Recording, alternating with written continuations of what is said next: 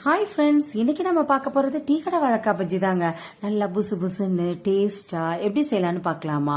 அதுக்கு ஒரு வாழைக்காயை எடுத்து மேல் தோலெல்லாம் சீவிக்கோங்க.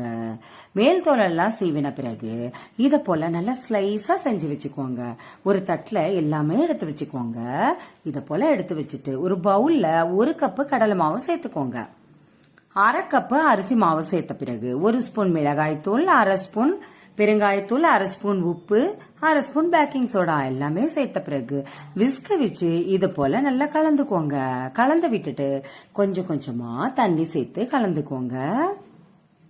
பாருங்க, இத போல நல்லா கலந்துக்கோங்க.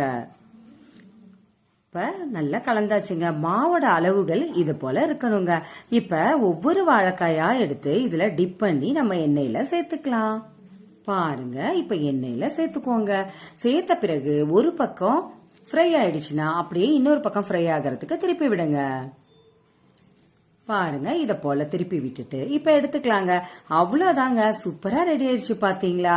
வாழைக்காய் பஜ்ஜியோட தேங்காய் சட்னி வச்சு சாப்பிட்டீங்கன்னா அவ்வளோ டேஸ்டா இருக்குங்க. நீங்களும் இத போல ட்ரை பண்ணி பாருங்க. உங்களுக்கு இந்த வீடியோ பிடிச்சிருந்துச்சுன்னா சப்ஸ்கிரைப் பண்ணுங்க.